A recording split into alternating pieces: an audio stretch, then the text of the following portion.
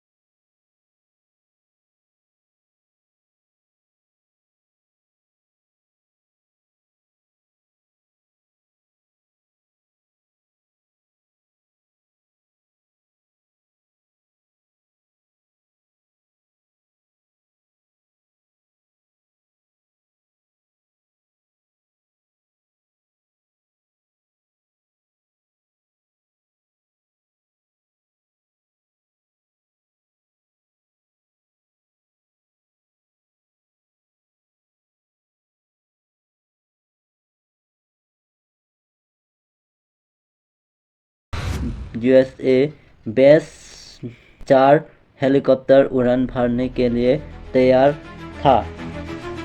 ये 2 है Chinook helicopter और ये 2 है ब्लैक हॉर्स।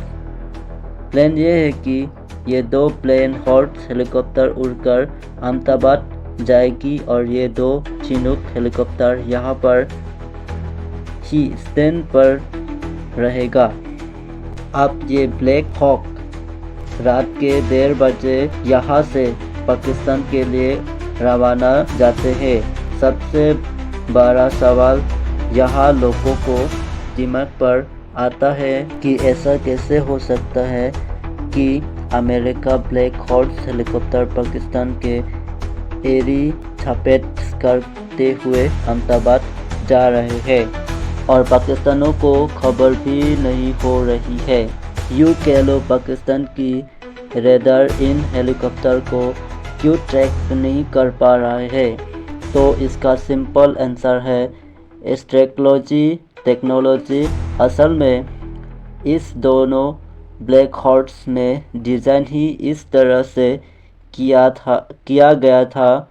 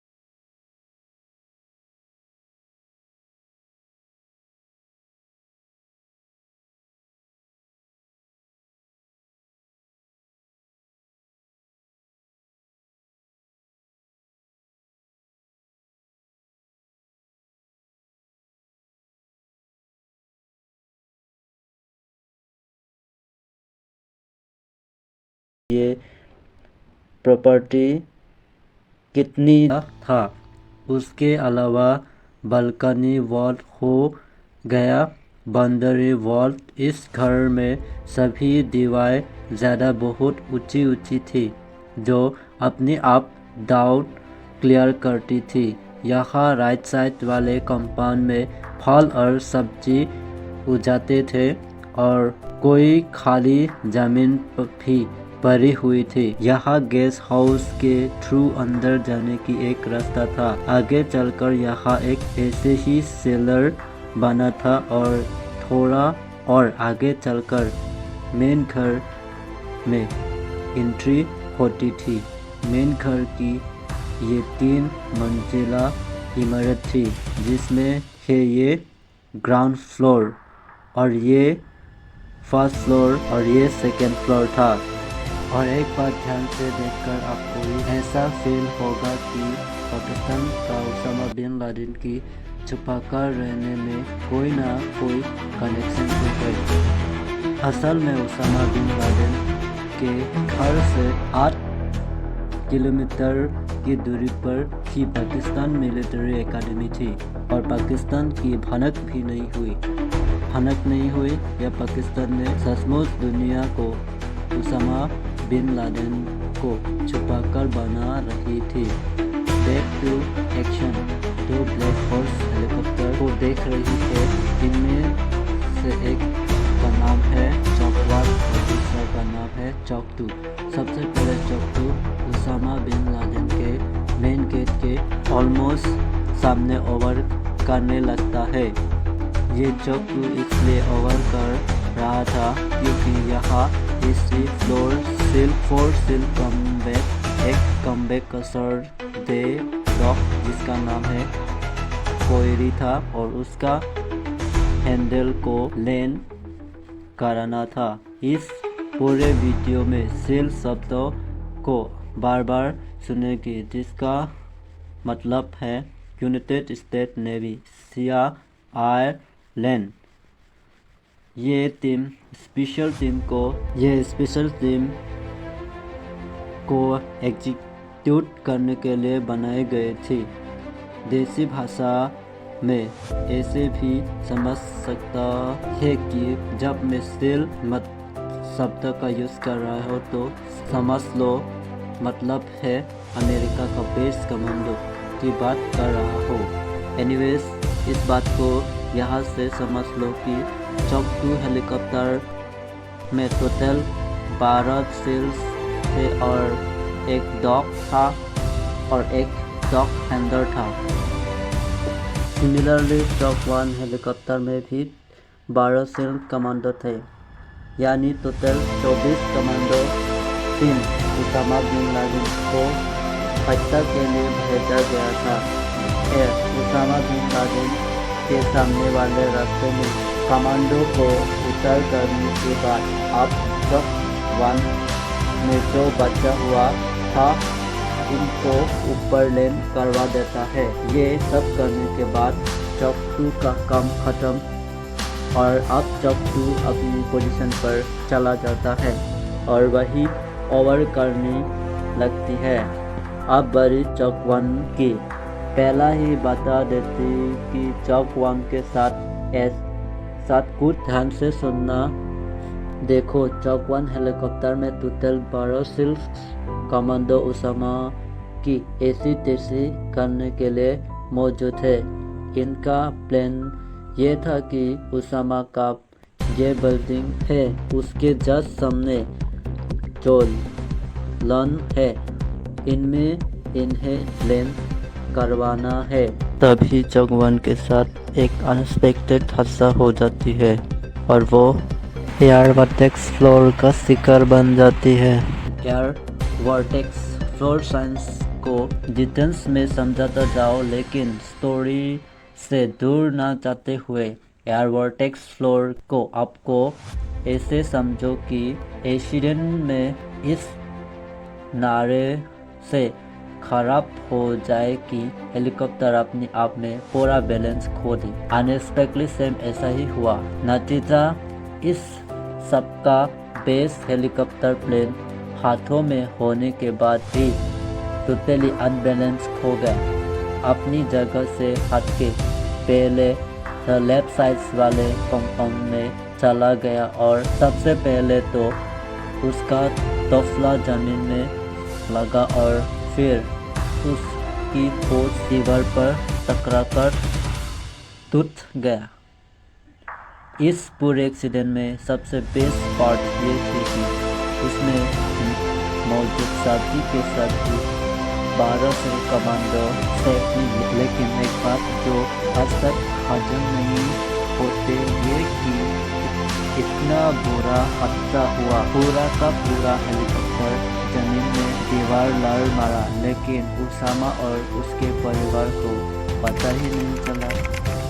सभी 12 सेल कमांडो बाहर आकर पहले दीवार का अफरोज करते हैं और सामने जो गेट मिलता है इस पर एक्सपोजर ब्लास्ट करते हैं।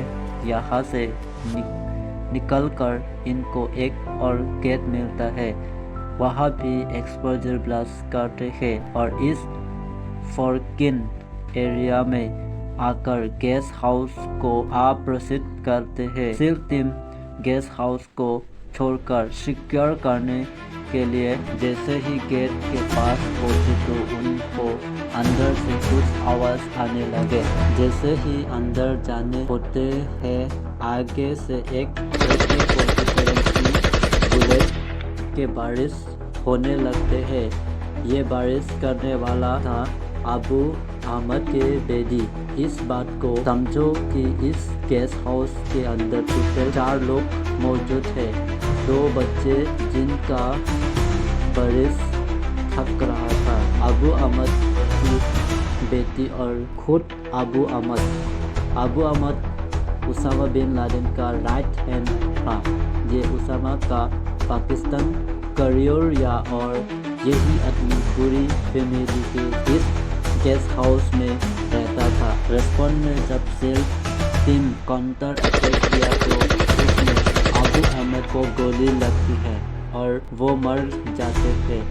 ऐसी होती है कि अबू अहमद की बीवी गेट ओपन करके बाहर भागती है और बोलती है कि वो मर गया है, तुमने मर दिया है।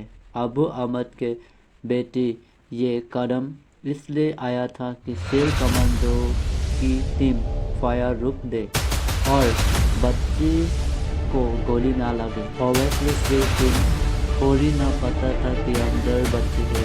अबू अहमद के बेटी को बंदी लेते हैं और ऑपरेशन को आगे कंटिन्यू करते हैं। लेकिन एक बार और अब सेल टीम को केयरफुल होना था कि हो सके मेन घर के ठीक बच्चे हो। गेस्ट हाउस को सिक्योर करने के बाद में कुछ सेल मेन बिल्डिंग की तरफ आगे बढ़ने लगते थे और कुछ सेल इधर आकर ये वाली गेट अंदर से ओपन करती है ताकि रिमाइनिंग सेल की पूरे एरिया को सिक्योर करते हुए अंदर आ सके। फाइनली सभी सेल उसामा बिन लादेन को मारने के लिए मेन बिल्डिंग की तरफ आगे बढ़ने लगते हैं। जैसे ही मेन बिल्डिंग में ग्राउंड फ्लोर में सेल इंतजार करते हैं तो सामने अपराध देखते हैं। ये अपराध उस बंदे का चौथा भाई था जिसको जज और गेस्ट हाउस में सेल कमांडो ने मार दिया था, यानी कि अबू अहमद खैर। अपराध को देखते ही जैसे ही सेल टीम ने फायर चारों की वैसे ही उस बीबी सामने कूद पड़ी और फायर की सभी गोलियां उसकी बीबी को लग जाती है और वो मर जाती है। यहाँ एक बात का ध्यान रखना है कि सेल टीम को एकदम क्लियरली इंस्ट्रक्शन दी थी कि इस पूरे ऑपरेशन को किसी की मासूम जान या किसी बच्चे या महिला की जान नहीं जाना चाहिए। लेकिन उस औरत ही सामने गिरे तो बेचारा सेल टीम को भी क्या कर सकता था। बीबी के मरते ही सेल ने हथियार को भी गोलियों से मर दिया। अब इस ग्राउंड फ्लोर पर जो बच्चे बसते जा रहे थे उसे हिले दे। ये बात याद रखनी है कि चाहे वो स्टार्टिंग गेस्ट हाउस से हो या इस मेन बिल्डिंग ग्राउंड फ्लोर से, सभी बच्चे को सेल एक स्थान पर इकट्ठा करते थे। आगे बढ़ते हुए सेल टीम फर्स्ट फ्लोर की तरफ जाने लगते थे। फर्स्ट फ्लोर पर उसामा का सादा बेटा मौजूद था जिसका नाम है खालिद। अब खालिद जिस तरह से सेल टीम ने मारा उसकी स्टोरी में बहुत इंटरेस्टिंग और फन है। ध्यान से सुनना। देखो, सेल ने जब उसामा के कंपाउंड में जो लैंड किया था उसी समय गेस्ट हाउस में अटैक करने से पहले ही पूरे कंपाउंड की लाइट बंद कर देती है। अब ओब्वियसली लाइट बंद करने से कोई भी दिक्कत नहीं होने वाली है क्योंकि उनके पास तो नाइट विजन गूगल मौजूद है। इसलिए उन्होंने बंद किया था कि इस बिल्डिंग में मौजूद जो लोग हैं उनको नेविगेट कर सके, क्यों उनकी सेल कमांडो कोई भी एक्शन लेने में कामयाब हो। अब नाइट वर्जन गूगल की बात चल रही है तो आपको यहाँ से भी पता होना चाहिए सेल की बॉडी पर बीडी कैमरा भी लगी हुई है। उनकी हेल्प से अमेरिकन का प्रेसिडेंट बारेक ओबामा और उनकी पूरी की पूरी टीम इस पूरे ऑपरेशन की एक लाइट फिल्म की तरफ देख पा रहे हैं। ये देखो इस स्क्रीन पर, ये उस टाइम का रियल फोटो है। उसमें ये फॉर्मर प्रेसिडेंट बाराक ओबामा मौजूद है और ले बिडेन और साथ भी लैरी क्लिंटन भी मौजूद है। अब पूरे कंपाउंड का लाइट सेल कमांडो ने ऑफ करने के बाद पूरे कमरा अंधेरा पड़ा था, इसलिए वो भागकर सीढ़ियों के सेकंड फ्लोर की तरफ भागने लगा और वही दीवार में छुपने लगा। और अब सेल टीम एक लाइन में आने लगा और फॉर्चुनेटली उनमें से एक सेल कमांडो अरबी लैंग्वेज आता था, तो उस सेल ने एक दिमाग लगाया और चालाकी से अरबी भाषा से 2 बार पुकारकर खालिद ने देख भी लिया। जैसे ही उसने देखा तभी सेल ने उसे भी मार दिया। यहाँ फर्स्ट फ्लोर पर कोई भी लड़की मौजूद नहीं थी, लेकिन बच्चे सारे मौजूद थे। तो सेल ने चित्कार किया और फार्डर से सेकंड फ्लोर की तरफ मूव करने लगा। यहाँ आगे बढ़ने से ये बिल्कुल न थी। इस पूरे कंपाउंड को सिक्योर करने के लिए इस मेन बिल्डिंग के ऊपर भी और गेस्ट हाउस के ऊपर भी स्नाइपर मौजूद है। अब सवाल यहाँ पर ये आता है कि उसामा बिन लादेन को छोड़कर सेल टीम ने इस पूरे कंपाउंड में सबको ही मार दिया है, तो एक्चुअली इस कंपाउंड का देखभाल करना किससे है? तो इसका आंसर है पाकिस्तान आर्मी। असल में हुआ था ऑपरेशन नेचुरल स्पेयर को पाकिस्तान को बिल्कुल भी खबर नहीं था और ये यकीन धारा मिशन बिना पाकिस्तान गवर्नमेंट को इन्फॉर्म किए ही एग्जीक्यूट हो रहा है। लेकिन इस सेम टाइम अमेरिका को और इसराइल को ये डर था कि अगर पाकिस्तानी आर्मी को इस मिशन के बारे में कुछ भी पता चलता है तो उसामा के कंपाउंड तक पहुँच के कोई ना कोई स्टेप जरूर ही लेंगे, क्योंकि इतनी दिलचस्पी के बाद है ना अमेरिका से कमांडो तुम्हारे देश पाकिस्तान में घुसकर इतना बड़ा मिशन सक्सेसफुल कर लेकर उसामा को तुम्हारे नाक के नीचे से ही ले जाए और पाकिस्तान को भनक ही ना हो, ये तो पाकिस्तानी का अरमान हो जाएगा।